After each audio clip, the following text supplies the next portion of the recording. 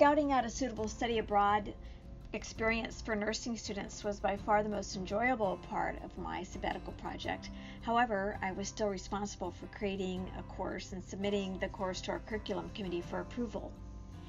The course creation began with a literature search. I was looking for best practices in international service learning, and several themes emerged from that search. First and foremost, what is needed for any successful international service learning course is institutional support. I'm very hopeful that this course will have support from our institution, since one of Saddleback College's core values is global awareness. Our faculty handbook states, "We recognize the importance of global awareness and prepare our students to live and work in an increasingly interconnected world." In the field of nursing, this value statement could not be more relevant. The concept of global awareness in nursing is being promoted by health organizations worldwide because of the need for nurses to be globally minded. Besides the alarming fact that diseases can spread from isolated rural villages to major cities in as little as 36 hours, chronic disease prevention and intervention is needed everywhere. The Centers for Disease Control, along with the World Health Organization, stress the importance of global awareness for the prevention and reduction of diseases. The CDC has an entire department dedicated to global health. Its mission is to protect and improve health globally through science, policy, partnership, and evidence-based public health action. Partnerships play a major role in global disease prevention. A partnership with an entity as small as Saddleback College Nursing Program can make a difference in our world. Here are some of the other themes that emerged from the literature.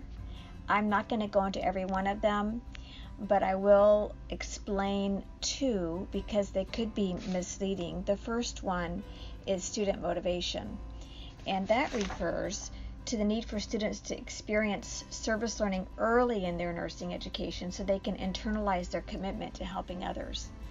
The other concept that I'd like to define is capacity building, and that's a process by which individuals or organizations can obtain, improve, and retain skills, knowledge, and tools, equipment, and other resources that they need to do their jobs competently or to a greater capacity.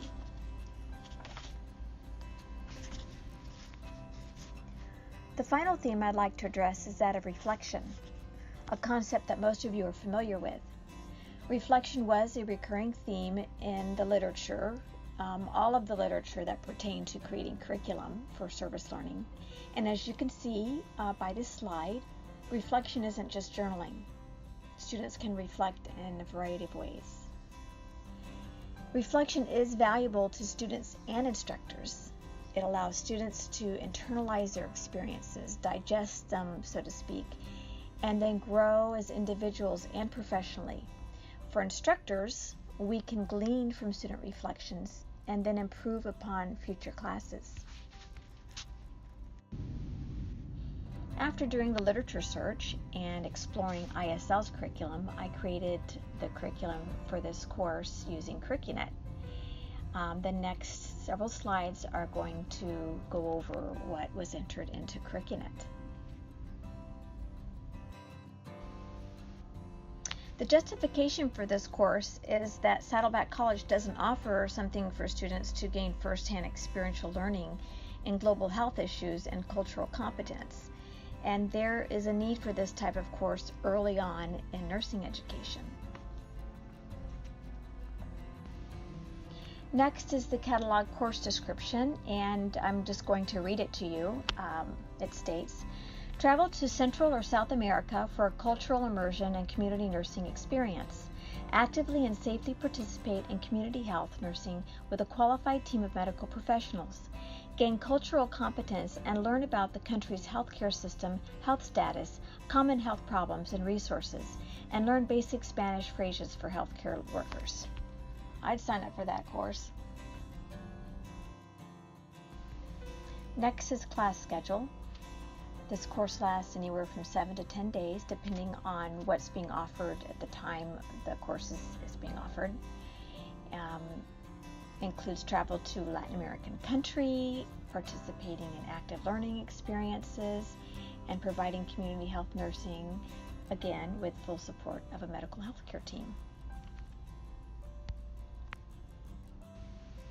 There will be 8 hours of lecture and 18 lab hours. The students are mainly hands-on during this experience. It's going to be pass or no pass.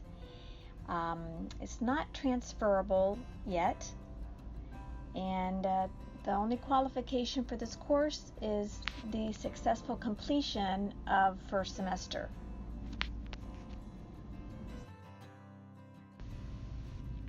Here are the learning objectives, and I'm not going to read them for you, but they are based upon the information I found in the literature search and on ISL's program, which is grounded in evidence-based practice. So I'll just give you a moment to look over those.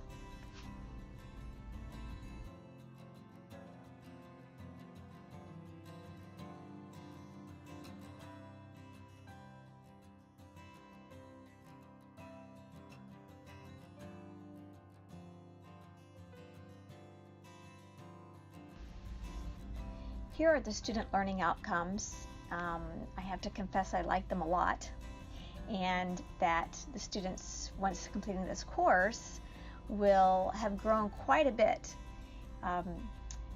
Practicing teamwork and collaboration is something they need to be doing from the beginning of their nursing education, because it is a concept that is being taught and practiced in all healthcare professions.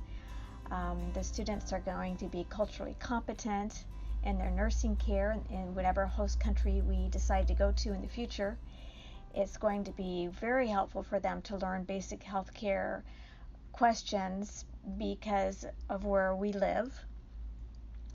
And they will be more globally minded as they learn health issues commonly found in the country where we travel to.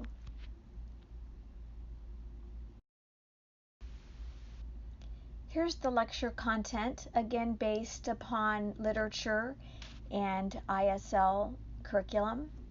I'll just give you a moment to look over this slide.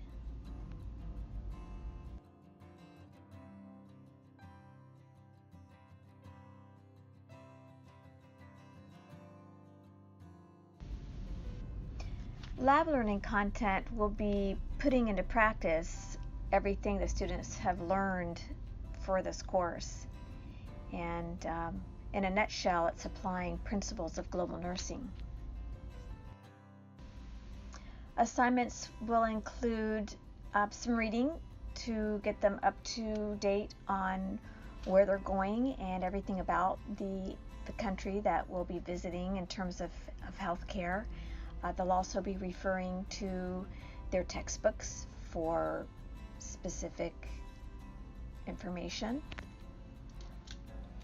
Also, they're going to have a writing assignment. They will be required to keep a daily journal, and they're going to write a short paper on a common disease in the host country. On top of the written assignment on common diseases found in that country, the students will pair up and they'll provide an oral presentation of what they've learned. The students will also be participating in group reflections on a daily basis, and we will be discussing global nursing, what it means, what it entails, and how we will be putting that into practice. The other assignments, I'm not sure if I would really call them assignments, but I had to put it somewhere, that will include the excursions, the R&R that are provided by ISL, and they are not only fun, adventurous experiences, but the students do learn quite a bit on these excursions. Here are the methods of evaluation. The students will have an opportunity to practice their APA style. They will be required to do their reflection log on a daily basis. I'm going to provide them with a rubric to use when they evaluate their teammates, the same rubric can be used by the physicians to evaluate the students in clinical experiences, and for me to use during role play as we practice for clinic. And then there's going to be a small quiz on basic Spanish phrases. And finally, the course was submitted to CurricuNet. My hope is that the curriculum committee will be able to approve it this academic year, so I can start taking students to ISL experiences throughout Central and South America.